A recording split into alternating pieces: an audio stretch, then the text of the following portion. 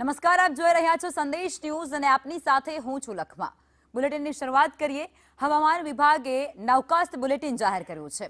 સવારે 10 અને 20 સુધી 3 જિલ્લામાં ઓરેન્જ એલર્ટ આપવામાં આવ્યું છે.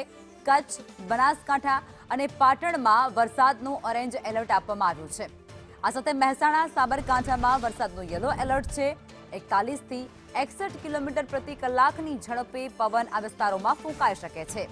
લોકોને સાવચેત રહેવા માટેની ખાસ અપીલ કરવામાં આવી છે અને રાજ્યના બાકીના જે જિલ્લાઓ છે, બાકીના વિસ્તારો છે, ત્યાં છૂટો છવાયો વરસાદ થાય તેવી પણ શક્યતાઓ અત્યારે વ્યક્ત કરવામાં આવી રહી છે. હવામાન વિભાગ તરફથી નાવકાસ્ટ બુલેટિન જાહેર કરવામાં આવ્યું છે અને આજ મુદ્દે વધુ વિગતો સાથે અમારા સહયોગી પ્રીતિ જે ન્યૂઝ રૂમથી લાઈવ જોડાઈ ચૂક્યા છે. પ્રીતિ, અત્યારે હવામાન વિભાગ તરફથી નાવકાસ્ટ બુલેટિન જાહેર કરવામાં આવ્યું છે, તેને લઈને શું વિગતો, કયા કયા વિસ્તારોને અસર પહોંચી શકે?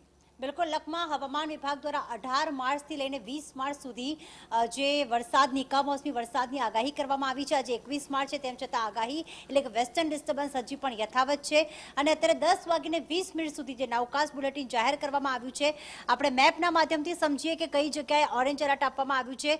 મુખ્યત્વે 3 જિલ્લા છે. કચ્છમાં જે છે એ 10:20 સુધી ઓરેન્જ એલર્ટ આપવામાં આવ્યું છે, એટલે કે 40 થી 60 કિલોમીટર પ્રતિ કલાકની ઝડપે પવન ફૂંકાઈ શકે છે. ગાજવીજ સાથે વરસાદ. આ ઉપરાંત બનાસકાંઠામાં પણ એ જ પ્રમાણે વોર્નિંગ આપવામાં આવી છે, આગાહી આપવામાં આવી છે. સાથે સાથે પાટણની વાત કરીએ કે ત્યાં પણ વરસાદની આગાહી જે છે તે હાલમાં કરવામાં આવી છે, એટલે કચ્છ છે, પાટણ છે અને બનાસકાંઠામાં આ આગાહી કરવામાં આવી છે. હવે કઈ જગ્યાએ યલો એલર્ટ આપવામાં આવ્યું છે? પાટણમાં આમ 10:20 સુધી ગાજવીજ સાથે વરસાદ પડી શકે છે, પણ તેની અસર બનાસકાંઠાની રહેશે. ત્યાં યલો એલર્ટ છે, ત્યાં પણ છૂટો છવાયો વરસાદ પડી શકે છે, ભારે પવન ફૂંકાઈ શકે છે. સાથે સાથે બીજો એક જિલ્લો છે મહેસાણા, ત્યાં પણ છૂટાછવાયા વરસાદની આગાહી કરવામાં આવી છે અને સાથે સાબરકાંઠા કે જ્યાં પણ હાલમાં આગાહી કરવામાં આવી છે.